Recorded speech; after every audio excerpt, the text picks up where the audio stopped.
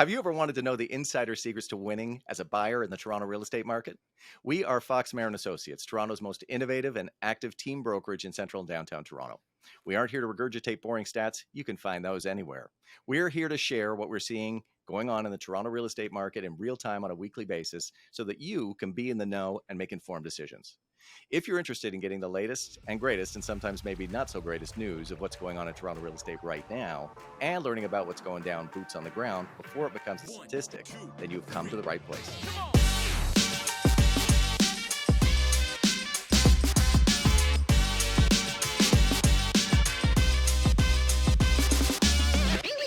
It's week 1 of April 2023.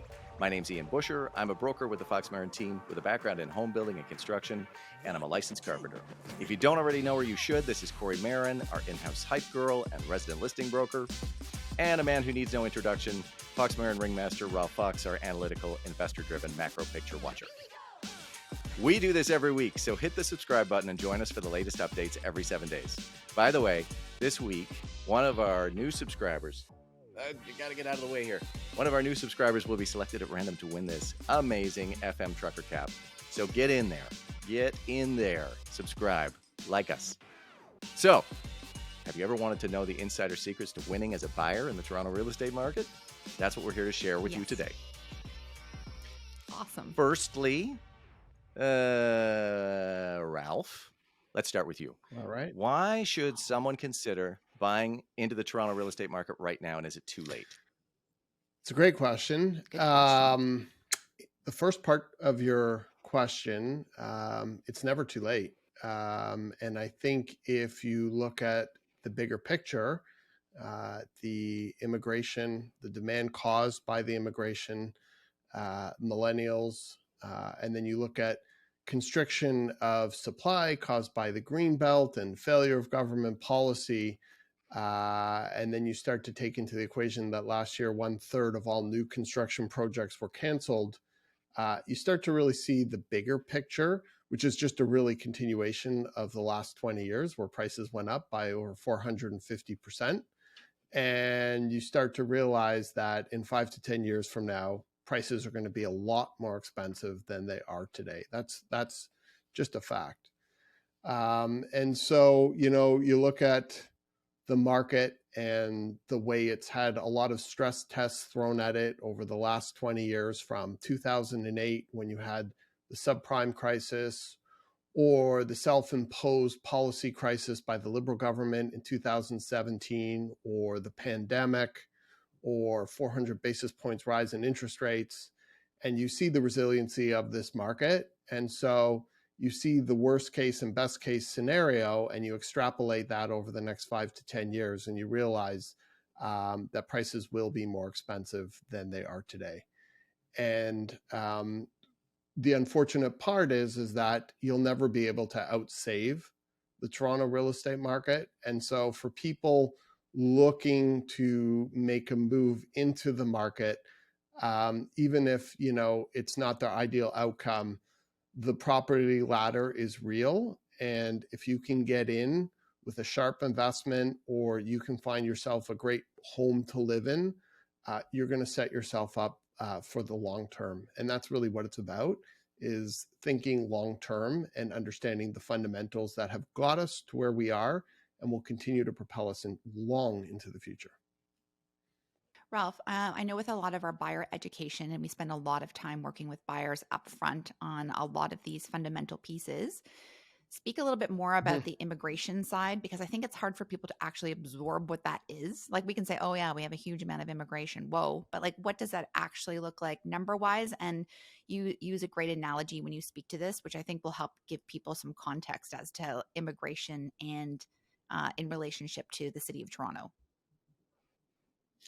Well, and that is a really good question. And it is a huge driver in real estate prices and demand in the GTA and Toronto specifically, and will be for so in the future. And I think the thing to really keep in mind is that the Liberal government, or the federal governments, be it the Conservative or past Conservative or Liberal government, continue to raise the rates of immigration into Canada. And so we have a tremendously growing population here. The current target is 500,000 immigrants coming to Canada. And when you start to think about this in a bigger picture and you realize that Toronto, the GTA, is one of the most multicultural, if not the most multicultural city in the world, it doesn't really come as a surprise that when you have 500,000 immigrants coming here, a lot of them are going to want to move here because there'll be a community that will embrace them. And so, we have outflows, but generally close to 50% of all immigrants when they come to Canada end up in the GTA. And so we're looking at a tremendous amount of population growth over the next 5 years. We're looking almost every year to year and a half, the equivalent of every man, woman, and child from Halifax moving here to Toronto. And we just don't have the supply or the ability to keep up with that demand. And that's just not in terms of properties for sale or resale. That's also on rental as well.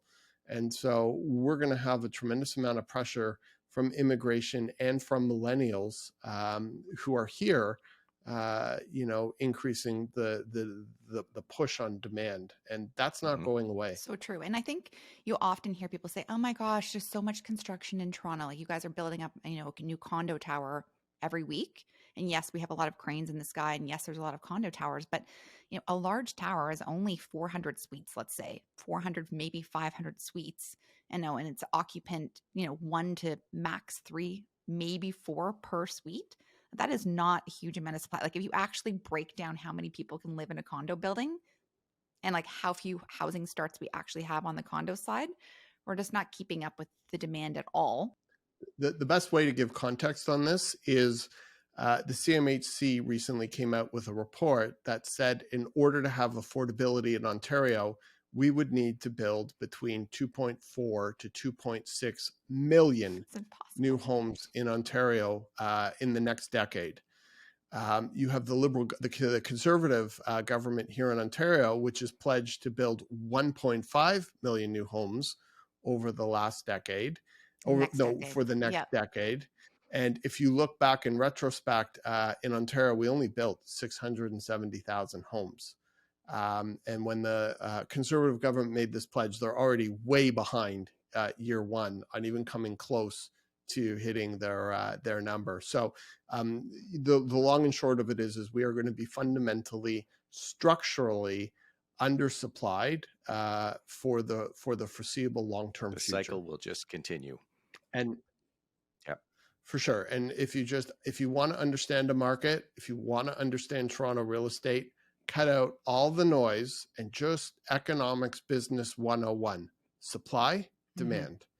And I think we've just sort of touched on both of those perspectives on the market.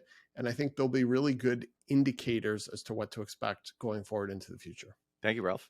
And the other piece I want to add to that, like beyond the economics of it, and Ian, I'm just going back and looping back to your question, like why real estate, why Toronto? And so just even beyond that, like for me personally, I love that real estate's an asset that I can depend on that goes beyond a savings account or, playing in the stock market. And it's a forced savings for me. Like I don't want to have necessarily, pennies trying to pile up in an account at RBC. Like I want to see something grow over time. And there's something very empowering about owning real estate. And for me, a lot of my confidence about my skill set over the years, whether it in business or in real estate, has come from acquiring property and seeing it grow and that asset grow over time. It's like an amazing way to leverage something and to build a portfolio and to work towards something and to have a goal and to make your worth, to have the feeling of your own personal wealth and longevity plan and a retirement plan and all of these other things that come from the emotional component of owning real estate beyond just dollars and cents. And that has always been very motivating for me in terms of acquiring property, whether it's here or outside of the city as well. So I think that's another thing people should really consider too. Like it just feels good. To invest in yourself. Yeah, absolutely. I think it's important to point out that you said over time, And that's basically what this is about, right? It's the long-term thinking, which Ralph also mentioned, that this is not, this is not a get rich quick scheme. This is a get rich over time, building your own personal wealth and building your own portfolio of properties if possible. And yeah, get in and hold on, right? Buying and holding is the way to do it. Any personal regrets about buying Toronto real estate? Me? Oh, Mm-hmm. my only regret would be selling Toronto real estate. I thought you might say that. Mm-hmm. So it's such an interesting thing. Like I mean, I don't like to date myself on this show, audience, but I'm going to. So when I graduated from university, I lived at Queen and Ronsonsville, when that was like kind of the hood in Toronto. Like it was not a safe area to live. And to save money and to get to work, I would like walk down King Street West from Ronsonsville into the financial district just because I didn't even want to pay for the TTC. And I would look, and there was like farmlands, like Liberty Village did not exist. A lot of what King West looks like now did not exist. And a lot of it still had a farmland elements to it. And there was billboards everywhere. And the billboards were saying condos coming soon, starting at 100,000. And I was like, one day I'm going to be able to buy a condo for 100,000. I just have to focus on the goal. You can do this. And now the idea of being able to buy a condo for 100,000 seems like a dream. And, you know, eventually I did buy property, and we can talk about that story now or down the road in our podcast today. But I just think about people who bought into, you know, that development, those developments back then, or into Liberty Village back then, and just to see that asset grow over time. Like the only people that are regretting buying Toronto real estate are people who have sold and have not reinvested in the market. So I certainly have not. And it's been an enormous way for me to build personal wealth and to leverage that first property that I ever bought, which I like, it was like blood, sweat, and tears to get. And then to be able to diversify and be able to use that asset to buy a second little pre-construction condo, which eventually became 3 and then plus more. And so I think a lot of first-time home buyers are exceptionally discouraged. I mean, this was done in a time where it was a little bit more palatable to be able to buy entry-level condos. But a first-time home buyer, like just to work whatever they need to do just to get that first property under their belt. Pre-construction is a great way to do that. You know, you've got a deposit structure over time. You can buy something small. It's a way to pay your 20% over a 3 or 4 year period, have something brand new in 4 years, and just use that little gem, just that little baby gem as a stepping stone. And to go back to what Ralph was saying, to start climbing that property ladder, I think is key, like really key. So I personally don't have any regrets about buying any. And of course, it's also inspired me to work in this business as well, which I feel so fortunate to do. I mean, we're working in a time where Toronto's just booming. So we're very lucky to work in this business at this time in a very dynamic, interesting market with so many amazing people. So I don't have any regrets. Do you guys? Any regrets? No, I had a sense that you were going to say selling. I remember on another occasion when the two of us were speaking, and I think I took someone to see something in a condo building where he said, "Oh, I had a unit in there and I sold it, and there was a good reason for selling it." And I think that's the thing that we have to acknowledge is sometimes you just have to sell, you know, life circumstance, but sometimes you're selling to move that money to some other investment. Yep. So that also makes sense. But I remember you saying that, and that it hasn't happened to me yet, but there's one particular property that I have right now that I'm contemplating selling. And that's the emotional side that I'm dealing with is, will I regret this in 5 years? Can I find a way to hang on to it instead? Right. But once again, there's like, is there something that makes more sense for that capital right now? Tons of regrets. And the regrets are two-sided. Similar to Kori's experience, there are multiple properties that we've sold that I wish still remained in our portfolio today. So that's one side of the equation. But the other side are the missed opportunities. I could have bought this property. I could tell you about the 2,000 square foot loft that I could have bought on Carlaw, which was just a complete shell. Without dating myself and saying exactly when that was, it was $265,000. So you could probably extrapolate how old that is and then re-engineer my age based on that calibration. But you hear two sides to it: the properties that you've sold in Toronto, and then the opportunities that you woulda, coulda, shoulda jumped on in the past. For myself, I have a reminder up on my wall, and it's the 1905 Toronto Classified real estate section. And it's a super powerful thing for me to look at, because it reminds me how expensive things must have been to the reader in 1905 looking at that. But that $3,000 home in Rosedale is now worth $10 million. And so had they been able to make that purchase, or had somebody been in a position and chosen to do so, even though I'm sure $3,000 was a lot of money back then, the generational wealth that would have been set up from that one move is mind-blowing. And so I think about that in context to today, how things may seem expensive today.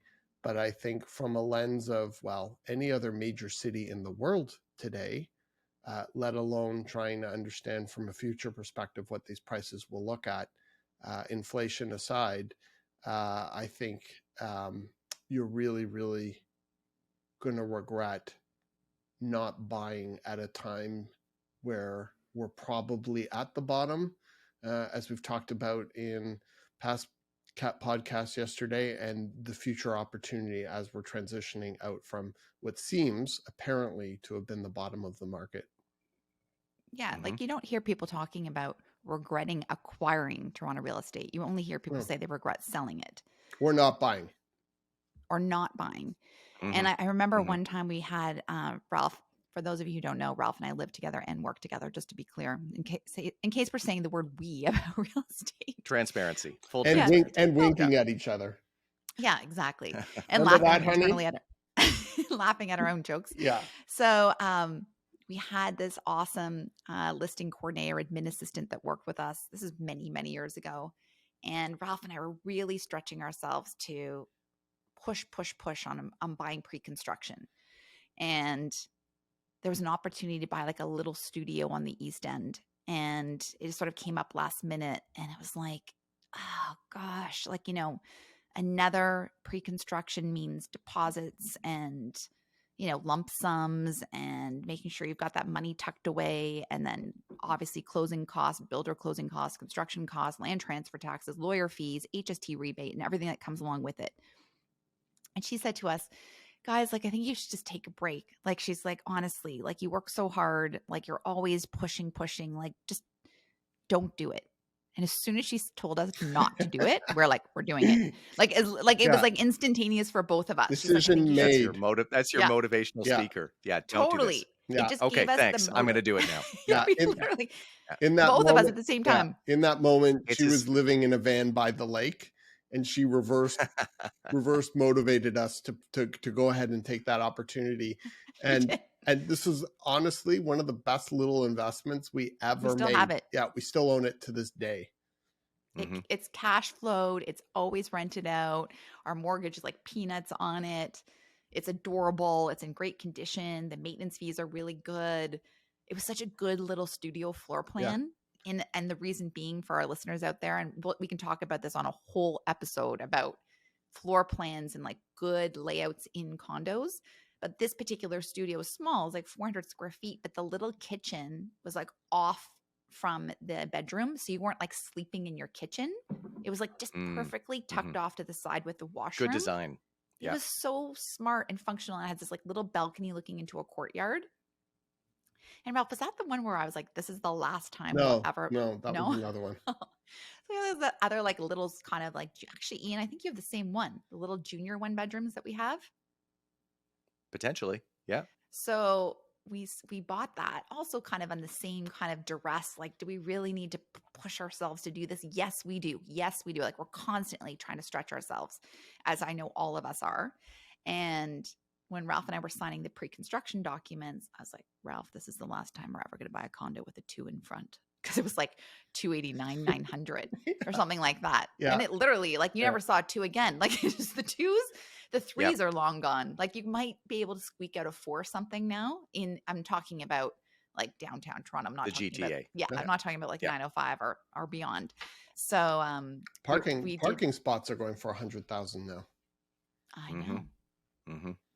And what's Crazy. going to happen? Okay, so I think Oh, I sorry. think we can all unanimously basically put this blanket statement out there that the only regrets we have are missed opportunities and selling properties that we wish we could have held on to. That's basically the Yes. Yeah, and the only thing I'll add is when we speak to a potential seller, literally the first question is why are you selling? And Mhm. Oftentimes we will talk somebody out of selling So true. their investment property or their home because they don't necessarily have a good reason to reallocate that capital that's going to perform and give them the security that this property has. And so it's really, really important for anyone ever who's considering selling real estate in Toronto to really understand why they're selling, and to really understand if they are going to sell, do they have a better use of that capital, and how are they going to put it to work? Because anybody who's ever sold in Toronto thinking the market's going to crash and it's a bubble, anybody who's old enough, again, age keeps becoming a theme here, but anybody who knows who, what was that? I want to say Garth Turner, who was a Liberal MP who was for years talking about the end of Toronto real estate. And I at that time know a lot of people who sold real estate based on his blog and some of the things that he was saying that never happened. So really, really, it's important if you're considering selling a prime anything in Toronto, as far as I'm concerned, is prime, but anything that you're considering selling, you really have to do a gut check and really ask yourself those hard questions, because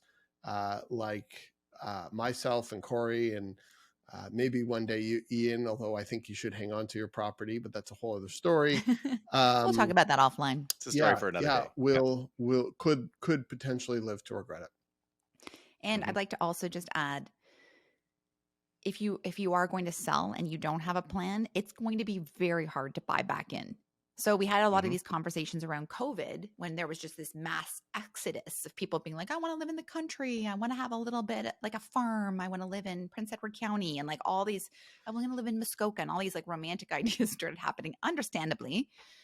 This mass, and it's like, but if you leave and want to come back, you're not going to be able to buy back in because prices are going to keep accelerating. And God, did they ever. Like that year was like Toronto's biggest year ever. The year of which none of us expected at the very beginning of all of that. So also true. Yeah, that's a huge piece of it too. I mean, this is a whole theme for another episode too, but that's the buying and selling in two markets, right? Like thinking I'm going to have a knee-jerk reaction to the start of the pandemic and get the hell out of here, and then I'm going to try to come back and realize it's a missed opportunity. I'm looking for some good strategies or tactics for buyers to get what they want. What are strategies or tactics to be avoided? So let's start with you've got a new buyer, and they've just basically introduced themselves and saying, here's what I'd like to do. Here's my budget. Maybe let's put it to 3. What would be the first 3 things that you tell a new buyer to say, let's start with this? Anybody volunteer to go first? Sure. Well, maybe this is obvious, but they have to get pre-approved. Yep. So, I mean, 100%. Pre-approved, that is like the first thing. So working with a tenured mortgage broker,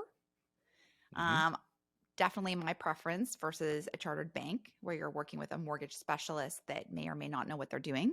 A mortgage broker doesn't cost anything to the buyer to work with a broker who can negotiate your potential interest rate and all the fine print that goes along with a mortgage. But having those real conversations about what you can actually afford, and what your down payment requirements are, and do you have access to liquid funds for your deposit? All those conversations. Do you understand land transfer taxes and how much are those going to cost at closing? So like having your real deal financial conversation at the very beginning, I think is obviously like the first key to all of this. 100%. Yeah. And I think the other part of that is understanding what that money can actually buy. And so I know we'll take a deeper dive on this particular topic, but just because you see a posted sticker price for a property, listed in Leslieville for $899 does not mean that you can buy a house in that price point. So Mm-hmm. I think a lot of first-time buyers really, really need to get tactile and start seeing properties and understanding what the published price is for MLS, the sales cycle, the offer strategy cycle, offer nights, and then the potential sale price down the road when that property sells, and to really understand the delta between the list price and the sold price. And then they can finally start working backwards to be like, this is what I can afford. So I need to look at properties listed at XYZ so that I can pay whatever that final price is. So I think that's mission critical Absolutely. for buyers. Yeah. Yeah. I think just summarize that with do your numbers, right? Do your budget, do your numbers, find out what you can do, and then get educated. Yes. Right. That's one, and that's two. Is there anything else that you can think of that's like right out of the gate, let's do this as well? For me? Yeah, for you or for Ralph. Oh, this is open forum. I think the other thing is, and I mentioned this briefly just now, is you gotta get off your couch and you've gotta get off your House Sigma app, and you need to work with a great agent that's going to show you properties. Like, you need to get tactile. Like, it is the most annoying thing as an agent anyways, working with buyers who don't want to leave their house. Like, you just cannot understand scale, condition, mutual driveways, basements, smells, bedroom counts, like all of these things until you're standing in a house or a condo. You have no sense of this. Pictures will show you, they'll mislead you every time. So I think getting in your car and getting out there with your agent and tracking properties, offer nights, what they sell for, getting into different neighborhoods, seeing things you might not think you'd want to see, just to get, your brain wrapped around all of the inventory out there or lack thereof, all of these things. So like, I think getting like down and dirty and in the trenches is key, because it will just only build your confidence around price, value, and condition and neighborhood over time. I'm always telling buyers that, even when they're just getting started, let's go see it. Let's just go see it, because pictures lie. And the more you're seeing, that's part of the education process, is going to see things, then finding out how many offers they received, if any, what it ultimately sold for. But yeah, just looking at it online there's no comparison. You got to get out there. So yeah, let's put that on the pile. But I think the one thing that's super, super important before you go out, start looking at properties, you need to know what you're looking at. And so that's where the education piece comes in. And that's why we are really, really big on front loading the buyer experience. And so when somebody comes to us, the last thing we want to do is start showing them properties right off the bat, even if they're qualified. It's really important that when somebody's looking at a property, they have context. And when I say context, I mean understanding the market fundamentals, understanding how there are three prices to a property. One of the things that makes Toronto so unique is that it operates like unlike any other market in the world. And what I mean by that is the supply-demand ratio is so out of whack. You have something listed for $899 and then it sells for $1.2 million. And there's 14 offers and nobody knows what anybody's offering on their offers. Like, how is that it's possible? Like a blind they auction. Just listed it for $899. And why didn't they just put 1.2 if that's what they wanted? And so when you have a market where the demand is so far outstripping the supply, and as much as we hear about transparency in our market, there's a lot of non-transparency. And so it's really hard to get a sense, if you're looking online, what is actually happening. And the more data is online and the more websites you can go to and platforms you can go to, the more confusing it actually really starts to become. And so that's why it's really important to have somebody who you can trust and who has experience, who can sort of walk you through the process before you even start to look at properties, and can let you understand, you're going to need to put 5% down when you offer on a property. If you want to be competitive, you need to be in a position to offer, if possible, without conditions. Talk to your mortgage broker. If you don't have a big enough down payment, talk to your parents. Like, these are all things that you want to start thinking about what is, yeah. Do you have one? Okay, good. Just checking. Just going down a Jerry Springer But it's lane really, there for a second. the first time you see an agreement of purchase and sale should not be 30 seconds before you put your first offer on a property. You should be very familiar well in advance with what an agreement of purchase and sale looks like and what conditions look like.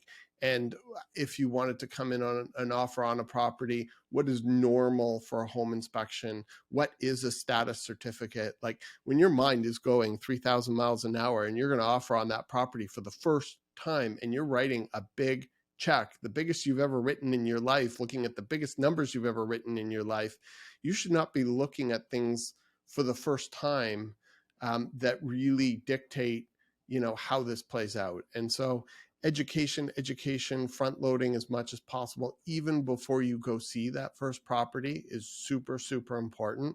And having somebody on your side who can give you context when you have no context is incredibly important, because it's very overwhelming trying to make sense of things on your own, or if you don't have a strong partner.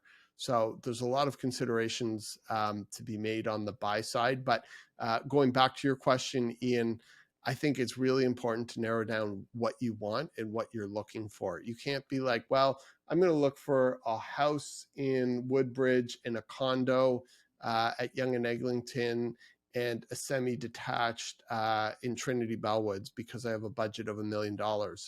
You really need to focus on what your budget is, what your mortgage is, what your payments are, where you want to live, and what type of an asset you want to live in, or what type of property you want to call home.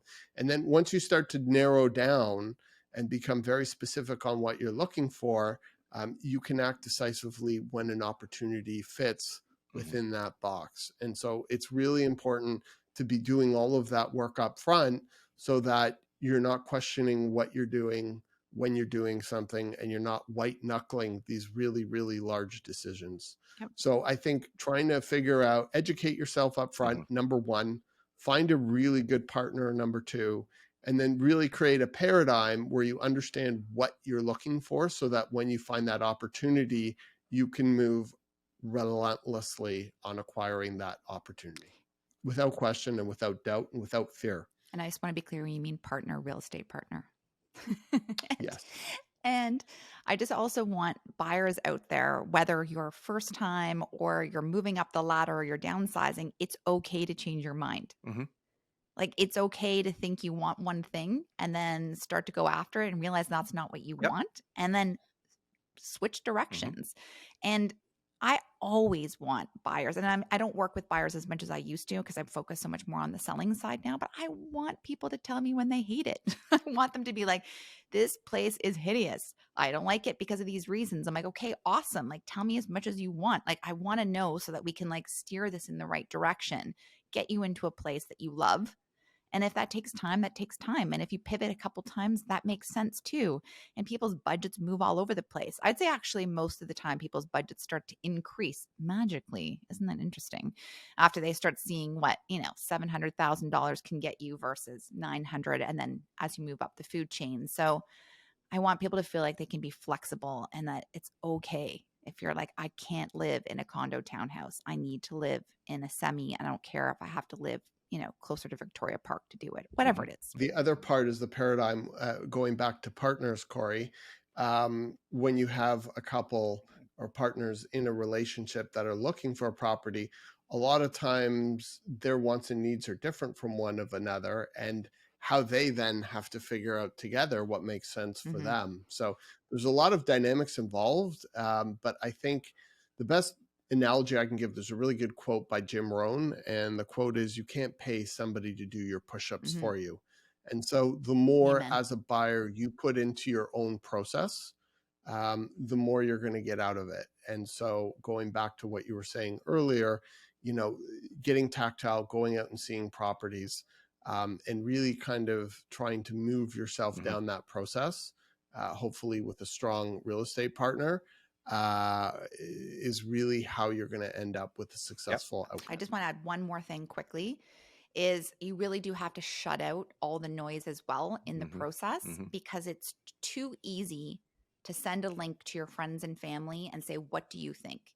And there's an expression in this business called helicopter parents, where parents that live not even remotely close to the city and live in like, the suburbs in a gigantic 3,000, 4,000 square foot house comes and sees their little starter house that one of their kids is looking to acquire. And then they come in at the last minute, swoop in and like basically crush the deal. Cause they're like, what do you mean you're going to buy this shack for 1.5 million? You could buy a 5,000 square foot house in Kleinberg or wherever it might be. Those guys always have the same voice. And so I think, yeah, they do. It's amazing how that Yeah. happens. That's my man voice. So I think so many people are looking for validation outside of themselves. They're like sending, to their friends and their cousins, and they're talking about it at work, and it's so confusing. You got to stay in your lane and stick with your gut and like work with a real estate partner that you trust. Like, please, there's 70,000 of us. You got to find one that you feel good with, that you trust and is knowledgeable and educated and can like move through this, because this is not an easy journey. And I think people think it's going to be fun, and it kind of is for like a day, and then it becomes a part-time job, and you've got to be committed.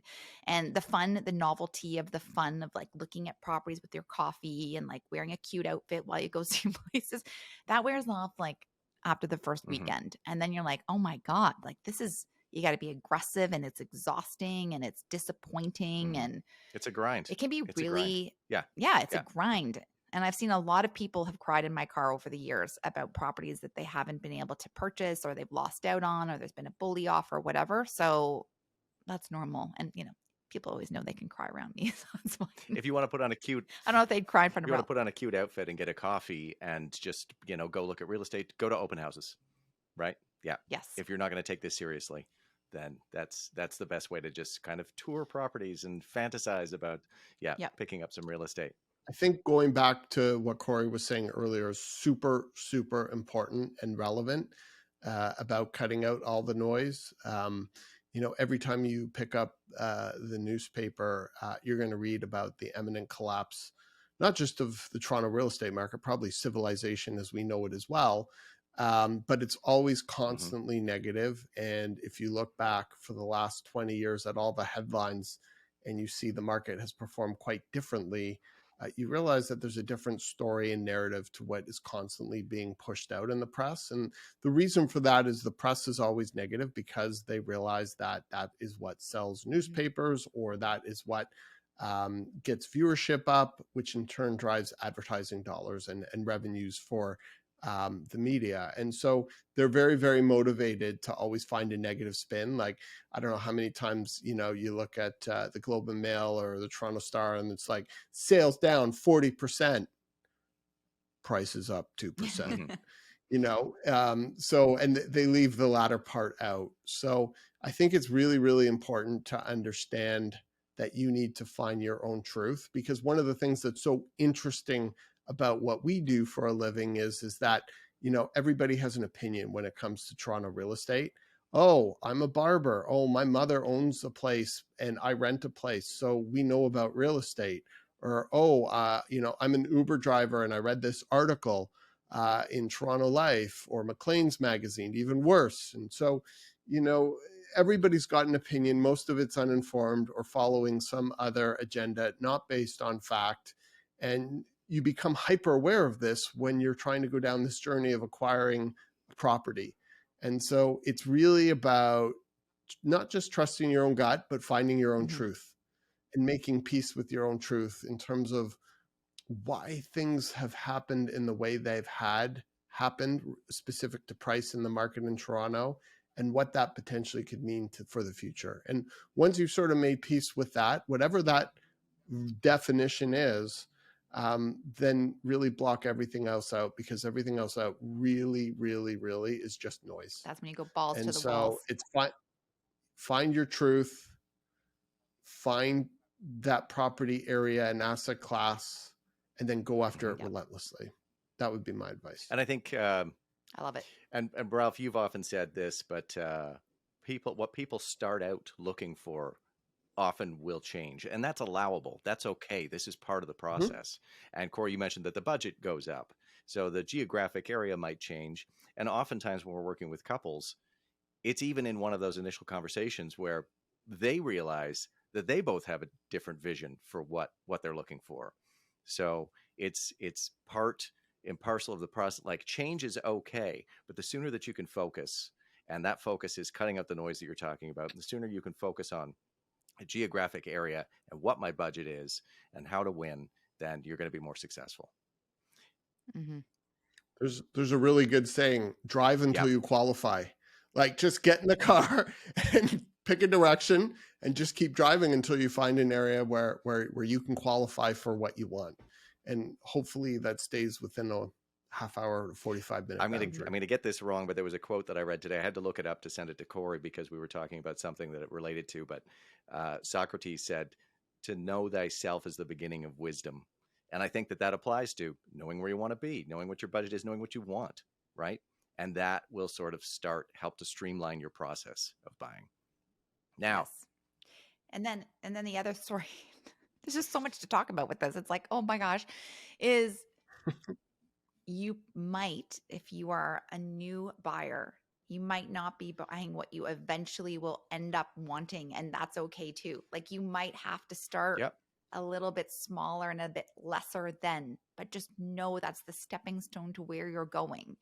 And nobody really normal can go out and buy like a detached house and on their first go. Like, most people, unless like their parents are like basically funding the entire thing, are starting in a small condo, and that's totally okay. Or they're buying a pre-construction condo, fixer upper, like it's a little bungalow. Like, if you told me like I just want to buy a piece of property and I don't care what I need to do, like my heart would be so full for you. Like, I would be like, let's find it. Like, let's do this. And oh my gosh, I don't know, it makes me feel like crying just thinking about it. But just like, there are people out there that they're every nickel and dime they've saved to try to get into the market. I'm just so proud of them for making that move, and it will pay off. And it's okay that it's not their final destination. It's totally okay. And it doesn't matter that their friends' parents bought them a house in Rosedale, even though that's super annoying. That's your story, not mine. Yeah. It's the first rung on the property ladder. It can be a 3-year plan. It can be a 5-year plan. It can be a 5-year plan that turns into an 8-year plan. Maybe you don't actually leave there. Maybe you renovate it in 5 to 8 years and stay put, and you turn it into your dream home. There's all kinds of different scenarios for that. But yeah, get started. We keep talking about one of the references was, it's listed for $899. It sells for 1.2. So I want to move us over to bidding wars now, and those are kind of making a comeback now. We're through Q1, first week of April now. We're seeing maybe the beginnings of a spring market and more in the way of bidding wars. Can you give me some helpful tips on how buyers can win a bidding war? Some winning strategies? Oh, the bidding war. It's so, okay. First of all, I know it's not fun for buyers because, as Ralph mentioned, it's almost like a blind auction. When you are in this scenario, it is very stressful because you do not know the content of the other offers. The only information your agent has is how many offers are registered on the property. So, and that information will be delivered to your agent via the listing brokerage or the listing agent. So that's the only information you have to strategize from. The rest of it is going to come from all the stuff we talked about: your preparation, your education, the market valuation, a pricing analysis, your gut check, all of these things. This is where it comes into play so that you are very, very, very prepared to be aggressive in this scenario. And so some key things, and I know you guys will add on to this, but is to go in with a clean offer, meaning an offer with no conditions. No condition of a home inspection, no condition of financing, no condition of selling your own home to acquire this home. And if you were to be buying a condo, no condition of a status certificate review.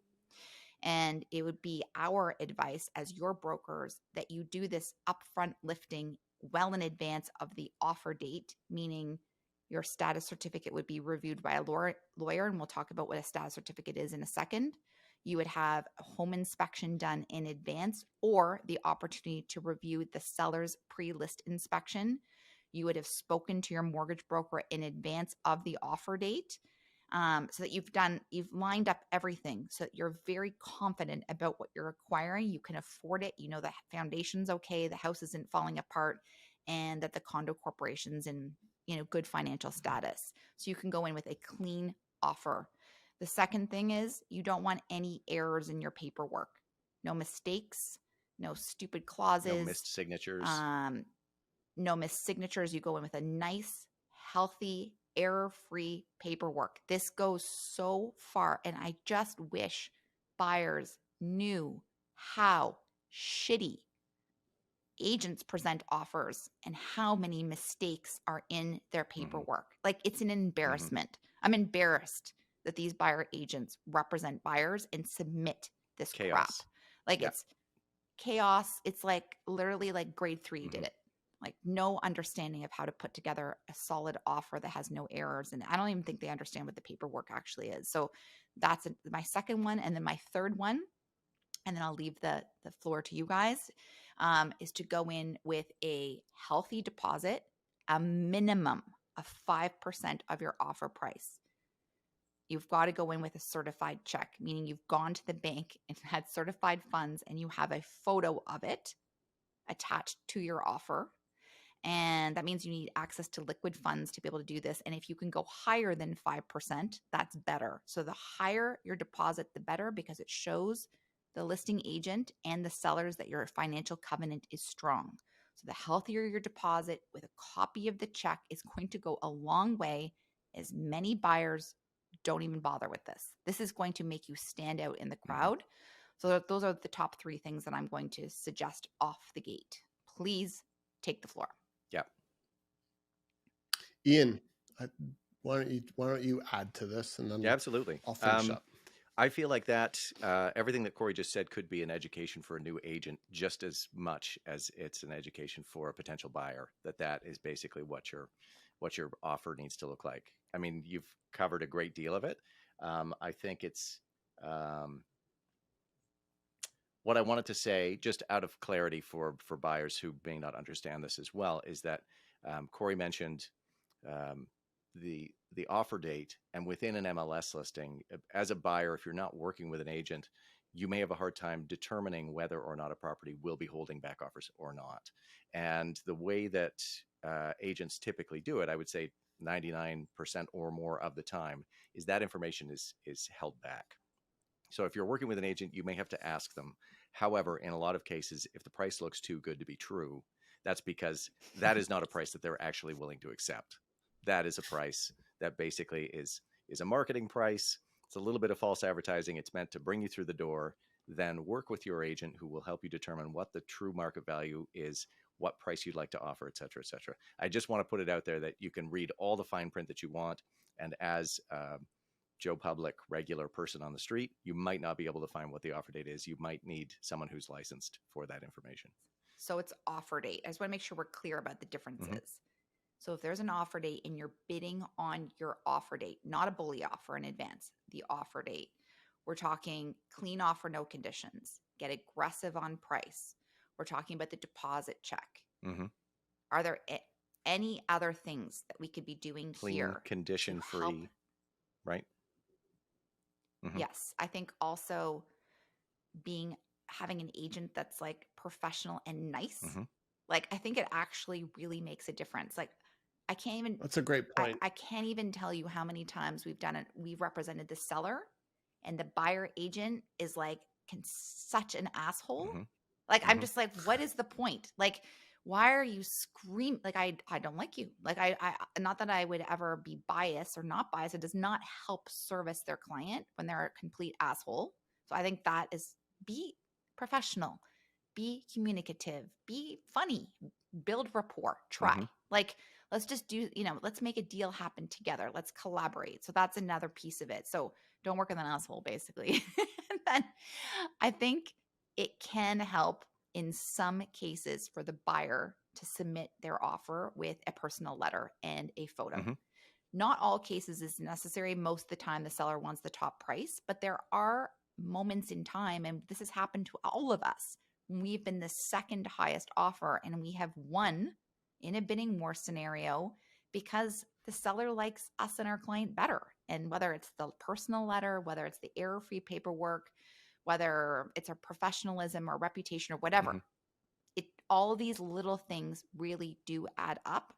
And then my last point about this specifically on the offer date is you have to go aggressive on price the first round, because there's no guarantee that the listing agent's going to give you a second chance or third chance. And I think people think that's just a given, that they're going to have an opportunity to improve. And a lot of the time, and we've seen this, so listeners, please pay attention right here.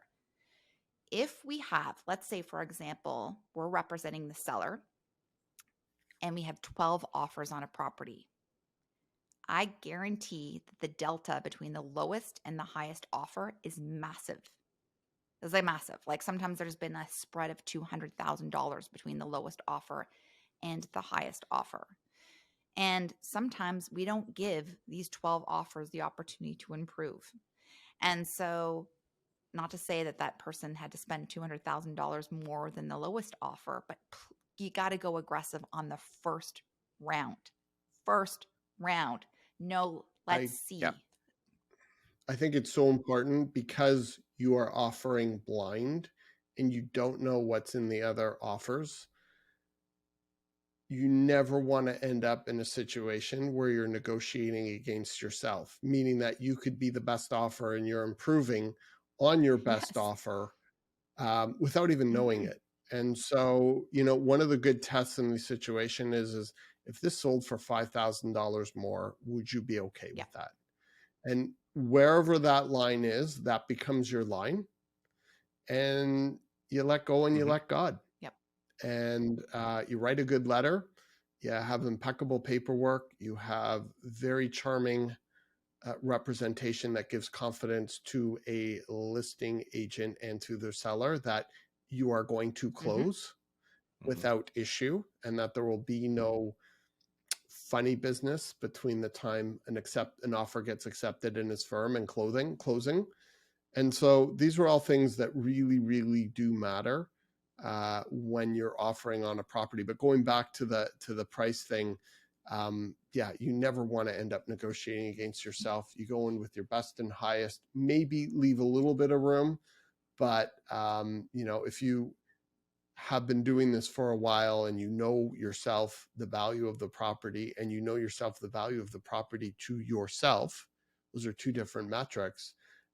You should be in a position where you can come up with a number that you would be at peace with and be able to let go and let God. And that realistically, that's our job, is to give you the confidence and the information, the education, so that number, and this is what I often tell buyers, is just going back to that, cutting out the noise. In this case, you're cutting out the noise of how many offers there are and what are they doing. I'm going to digress here. I've had two people sitting in the backseat of my car who have driven their offer up $100,000 by themselves by going, well, what if it sells for this? Well, then throw in another 5. But then what about this? Well, then throw in another 5, until it's like, no. You guys are behaving erratically and crazily. Go back to the information. Think about what you're comfortable doing. Ralph, to use your point, if it sold for $5,000 more than that, can that person have it? Will you be okay with that? Right? What is the number that makes sense to you based on all of the information you have, based on the education, the experience you've had so far? Ignore everybody else. Do what you feel is right and what you feel will get it done within reason, and put it in and see what happens. And to Kori, to your point, as for us as listing agents, if you're looking at an offer and that person had another $100,000 to put in the second round, we can't possibly know that, and there might not be a second round for that person. So, by all means, put in what you want to put in the first time. Ralph, you mentioned hold back a little bit.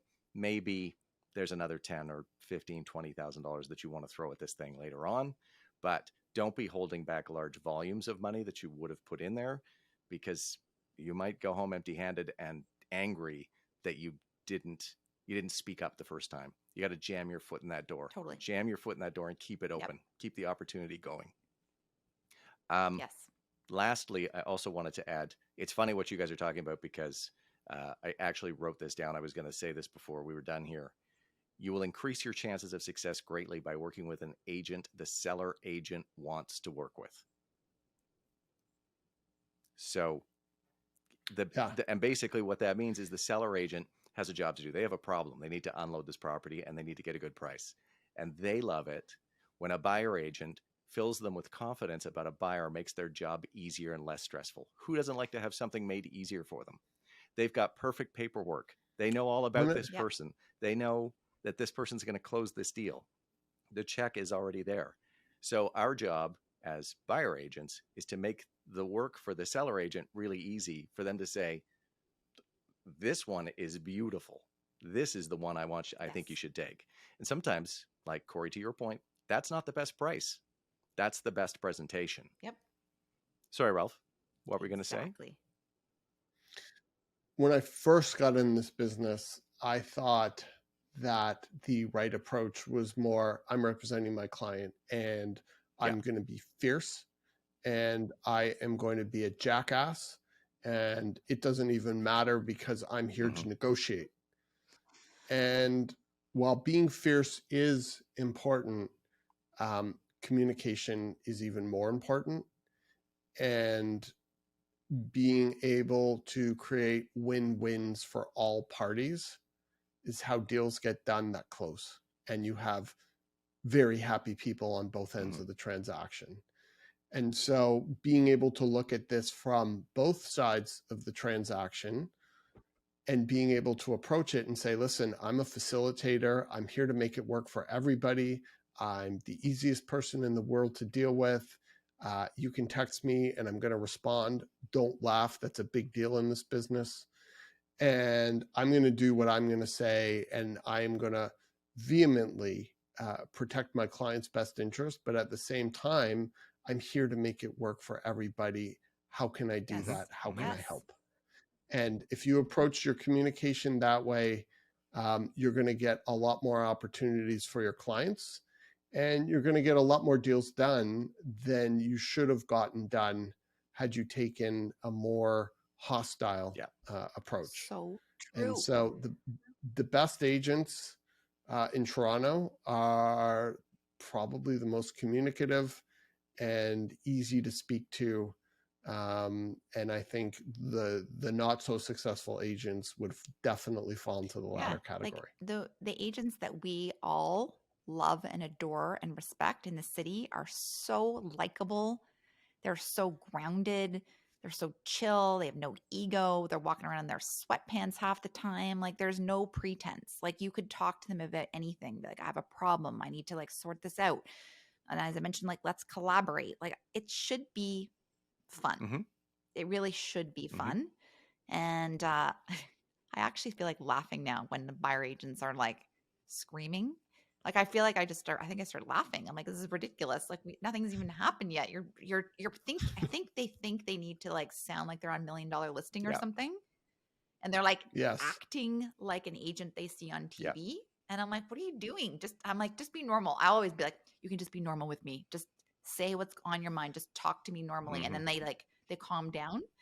It always cracks me up. It's just newer agents generally. And that's, I totally get that. And I think we all start there, because you think it's this certain way, but it's not. And deals get done with like awesome people that can talk and be transparent and make shit happen. If you're representing a buyer and you're interested in finding out more information about a property and what's going to happen on the offer night, et cetera, call them, talk it out with them ahead of time before there's any tension.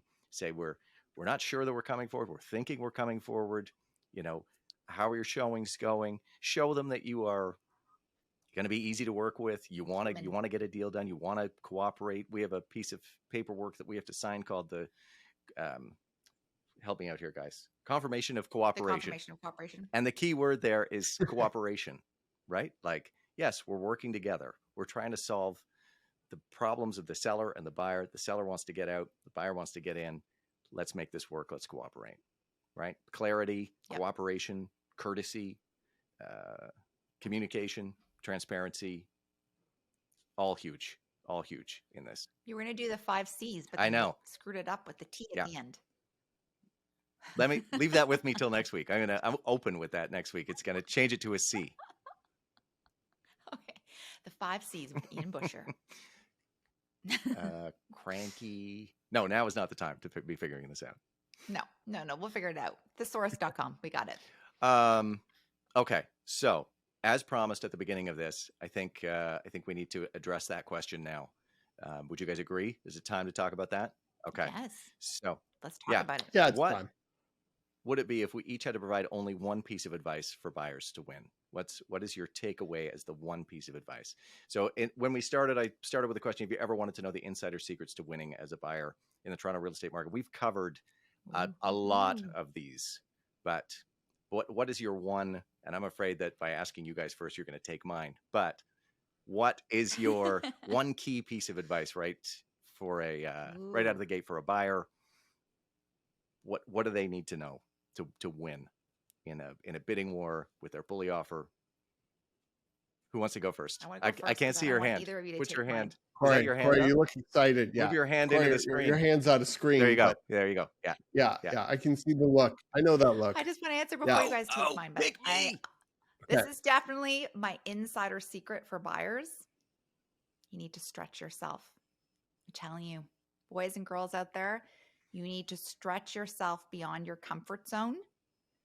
And it's going to feel icky and you're not going to like it. But I promise you're going to listen to this little nugget in 5 years' time. I don't care if you work with us or any great agent out there, you're going to message me and be like, thank God I heard you say that because it was the best thing I ever did. And no one, as we started at the beginning of this conversation, not very many people regret buying Toronto real estate. So that acquisition should feel uncomfortable. Mm-hmm. And I want you to be uncomfortable. And I want you to go balls to the walls. And I want you to put in your highest and best offer. And I want you to win. And I want you to use like my 2% rule. So if you think your max is like 1.5, I want you to add another 2% to that and go in. Like I want you to be at a place where you have butterflies in your stomach and you're feeling like you might slightly regret it. But when you win, and in a year or 2 or 3, and that property is appreciating and you're leveraging it to do some other big shit in your life, you will remember this piece of advice. And I know this is the best thing you'll follow in terms of real estate advice in the Toronto real estate market. Well said. Awesome Take it from there, boys. Ralph? All right. I thought you never asked. Mine is just based on wisdom. And there was a time in my life where I could probably say I have read every book, every biography of every successful business person, entrepreneur, or politician, or most of them. And the one common thread across every single personality, every single character trait is the ability to think long-term. And I think that message is more important now than ever, because I think people, especially younger people, but in society, tend to think very short-term, very instant gratification. And it's very hard for them to have the perspective or the lens of thinking 3, 5, 7, 10 years down the road and sacrificing for your future self in 3, 5, 7, 10 years down the road. And those that are able to do that are the ones that tend to outperform their peers. And not just financial, but also in relationships, like people who think about, the long-term ramification of their actions to the people around them. Same thing. Those are the people who tend to be surrounded with lifelong relationships. And so I think thinking long-term is super important in the context of Toronto real estate, knowing that it's not a get-rich-quick scheme and that you can create generational wealth, but you have to look at it through the long-term lens and cut out all the noise and think about 3, 5, 7. What is Toronto going to look like when it's 9 million people, the size of London, England today, and we're already undersupplied with inventory? What is this city going to look and feel like, and what is the cost per square foot of a condo or a house in Rosedale going to be? Yep. And so if you can cut out the noise and project into the future and be willing to sacrifice today for your future self, you will, going back almost to what Kori was saying about that extra 2%, you'll set yourself up for success. And we've seen a lot of people do that in our lives and in our business. And it's how we view Fox Marin. It's how we view our team. And it's how we view our relationships and our real estate portfolio. And so I think that would be the underlying and overlying theme that I would want to impart on anybody looking or considering buying or wanting to have a certain level of success in their lives. Invest in yourself love it. for the long term. Yeah. Huge.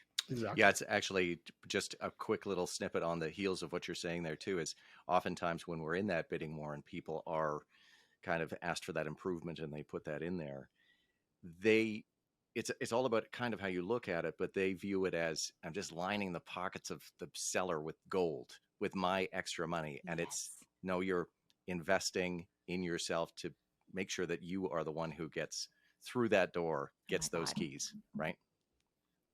So true. So my adding my point to this, and this is why I had some of this stuff written down that I was talking about earlier, but the quality and the abilities of your team matters. The people that you choose to work with is paramount. So like Kori said, there's lots of good agents out there. We are some of them. We love some of the other ones. We love when they bring us offers. We'd love to work with you. We would love for you to work with them and bring us a good offer for one of our listings. And mortgage brokers were mentioned earlier. So when I say team, I mean your real estate team, and I mean your financial team. And if you've got a financial advisor, the people that you surround yourself with, including your representation when you're buying and selling, is huge. It really, really matters. It's really, really important. So as a pointer to a buyer, just remember this thing that I said earlier. You will increase your chances of success greatly by working with an agent that the seller agent wants to work with. I could not agree more with that too. These are all. I just shed a tear. No, You said shed. these are right? amazing tips. My foot. Don't go back there. Don't go back there. Shed my foot.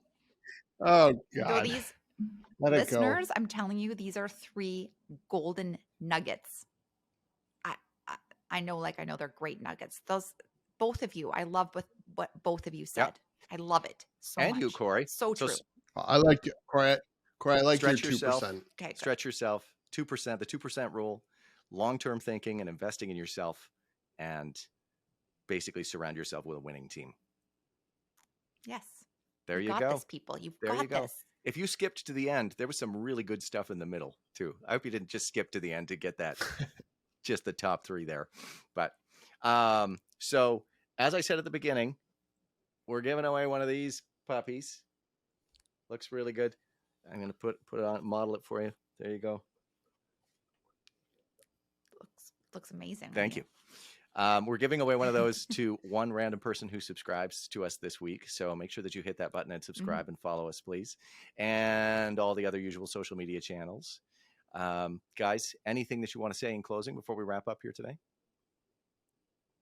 I would just love for people to feel like if they have questions about this or they're confused about anything we talked about or they have their own stories, like please reach out with them and let's problem solve together or add your notes in the comments section. Like, please, like we always say, contact us. We're nice because we are. Yep.